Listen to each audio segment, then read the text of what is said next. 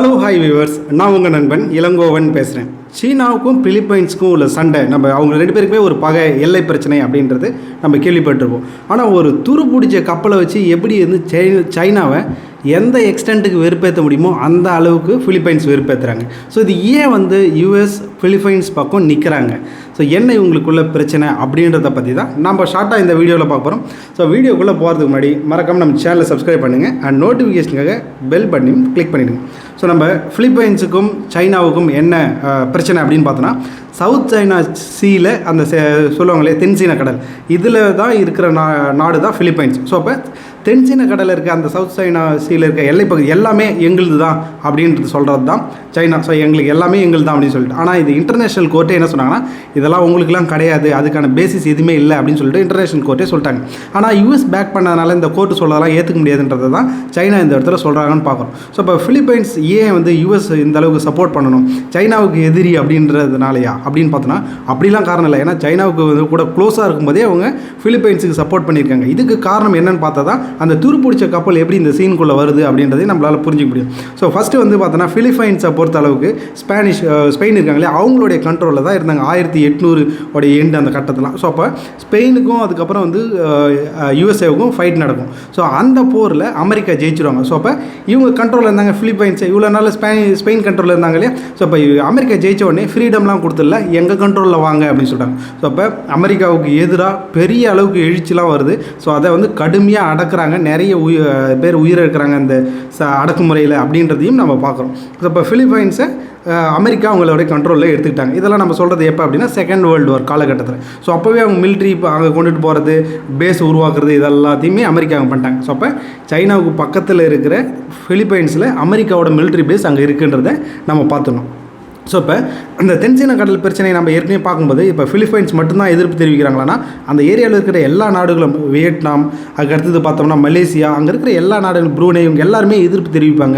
இதில் எல்லாத்தையும் நீங்கள் சொந்தம் கொண்டாடக்கூடாது அப்படின்னு சொல்லிட்டு சைனாவுக்கு எதிர்ப்பு தெரிவிக்கிறாங்க அப்படின்னு பார்க்குறோம். ஸோ இப்போ இது வந்து யூஎஸ் கண்ட்ரோலில் வந்துட்டாங்க. அப்புறம் என்னாச்சு, இன்னும் அப்படியே இருக்கிறாங்களா அப்படின்னு பார்த்தோன்னா, ஸோ அப்போ என்ன ஆச்சுன்னா செகண்ட் வேர்ல்டு வார் அப்போ ஜப்பான் வந்து பிலிப்பைன்ஸை கண்ட்ரோல் பண்ண வராங்க. ஸோ அப்போ அமெரிக்காவோட ஃபோர்ஸ் அப்புறம் வந்து பிலிப்பைன்ஸில் இருக்கிறவங்களாம் சேர்ந்து அவங்கள வந்து ஜப்பானை வந்து அட்டாக் பண்ணி அவங்கள விரட்டி அடிச்சிடுறாங்க. ஸோ இப்போ ஜப்பானால் பிலிப்பைன்ஸை கண்ட்ரோல் பண்ண முடியல. ஸோ அதுக்கப்புறம் இந்த சண்டைக்கு அப்புறம் என்ன ஆகுது அப்படின்னா, பிலிப்பைன்ஸுக்கு ஃப்ரீடம், சுதந்திரம் கொடுத்துட்றோம் அப்படின்னு சொல்லிட்டாங்க. சுதந்திரம் அப்படின்னு பெயரளவில் கொடுத்தாலும் அவங்களுடைய கண்ட்ரோலில் தான் வச்சுருந்தாங்கன்னு பார்க்குறோம். ஸோ அந்த நிறைய ஒப்பந்தங்கள், மிலிட்ரி ஒப்பந்தம், இதெல்லாம் அப்பப்போ வந்து பண்ணிகிட்டே வந்து தான் ஸோ இன்னைய வரைக்கும் அவங்களுக்கு வந்து ஒரு க்ளோஸ் ஆகிறாங்க, மிலிட்ரி பேஸை வைக்கிற அளவுக்கு க்ளோஸ் ஆகிறாங்க.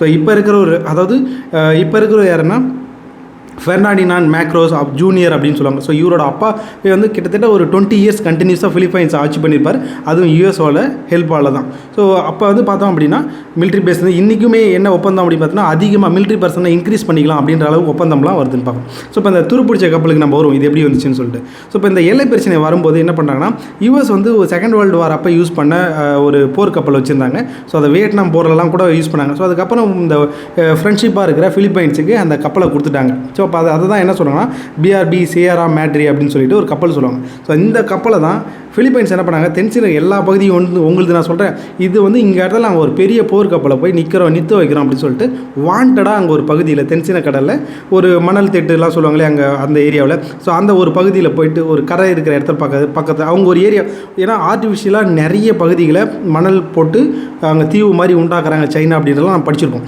ஆனால் இவங்க என்ன பண்ணுறாங்கன்னா, ஒரு இடத்துல இவங்க இதை தாண்டி நீங்கள் வரக்கூடாது, எல்லா இடத்துலையும் இங்கே சொந்தம் கொண்டாடக்கூடாதுன்றதுக்காக அந்த கப்பலை அங்கே நிறுத்தி வைக்கிறாங்கன்னு பார்க்குறோம். ஸோ அப்போ நிறுத்தி வச்ச உடனே தான் சைனாவுக்கும் இவங்களுக்கும் பிரச்சனை அதிகமாகுது. ஸோ இன்னி வரைக்குமே அவங்க என்ன சொல்லுவாங்கன்னா, அந்த கப்பலில் சோல்ஜர்ஸ் இன்னுமே அங்கே இருந்திருக்காங்க, அவங்களுக்கு போய் சாப்பாடு கொடுக்குறது, இந்த வேலையை அவங்க அந்த கப்பலை மெயின்டைன் பண்ணுறதை பிலிப்பைன்ஸ் தொடர்ந்து பண்ணுவாங்க.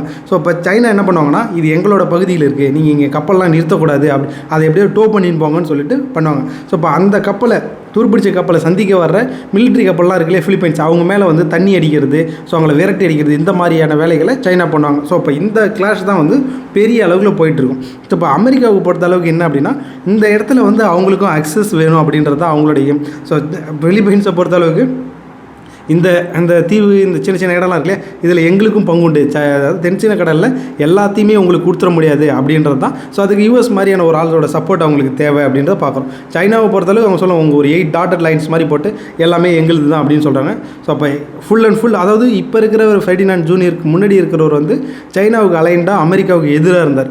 ஸோ இதுதான் அந்த ஒரு பிரச்சனை என்ன அப்படின்னும் போது, இப்போ அதாவது ஆட்சி மாற்றம் சப்போஸ் வந்துச்சுன்னு வச்சிங்களேன், அவங்க சைனா பக்கம் சாயக்கூடும் இந்த ஃபிலிப்பைன்ஸ். ஸோ இந்த மாதிரியான ஒரு நிலைமை இல்லாமல், ஸோ இந்த மாதிரி கண்ட்ரிஸ் எப்போ வந்து அவங்களுடைய கண்ட்ரிக்கு இம்பார்ட்டன்ட் கொடுக்குற தலைவரை சூஸ் பண்ணும்போது தான் இந்த பிரச்சனையில் அவங்களால ஸ்டெடியான ஒரு இருக்க முடியும். ஏன்னா இப்போ லாஸ்ட் 5 இயர்ஸ் பார்த்தோம் அப்படின்னா, இப்போ இருக்க ஃபெர்டினாண்ட் மார்க்கோஸ் ஜூனியருக்கு முன்னாடி இருந்தவர் வந்து அவர் வந்து சைனாவுக்கு ஃபுல் சப்போர்ட்டாக இருந்தார். ஸோ அமெரிக்காவை எதிர்த்தார், மிலிட்ரி பேஸ்லாம் காலி பண்ணுங்க அப்படின்ற ரேஞ்சுக்கு. ஸோ இப்போ இருக்கிறவர் அப்படியே அகைன்ஸ்டாக மாதிரி அவர் வந்து யூஎஸ்க்கு ஹெல்ப் பண்ணுறாரு, சப்போர்ட்டாக இருக்கிறாருன்றதை நம்ம பார்க்குறோம். ஸோ இதுதான் யூஎஸ்க்கும் ஃபிலிப்பைன்ஸுக்கு உள்ள ரிலேஷன்ஷிப். ஸோ இதை வச்சு தான் அவங்க வந்து ஒரு கப்பலை வச்சு சைனாவுக்கு அந்த தென்சீன கடலில் ஒரு கப்பலை வச்சு ஸோ அவங்க வந்து ஆட்டம் காட்டுறாங்கன்னு பார்க்குறோம். அந்த கப்பல் சப்போஸ் உடஞ்சி விழுந்துருச்சு, காணாமல் போயிடுச்சு அப்படின்னு தான் அப்படியே ஒரு ஏதாவது நடந்துச்சு அப்படின்னா சைனா அதுக்கு அடுத்தது அந்த ஏரியாவை ஃபுல் ஆக்குபை பண்ணிவிடுவாங்க. அதுக்கு அடுத்தது அந்த ஏரியா பக்கம் போகிறத ஃபிலிப்பைன்ஸ் நினச்சி கூட பார்க்க முடியாதுன்றதையும் நம்ம பார்க்குறோம். சரிங்க, உங்களுக்கு நீ சொன்ன தகவல் எக்ஸ்ட்ரா தகவல் இருக்கும்.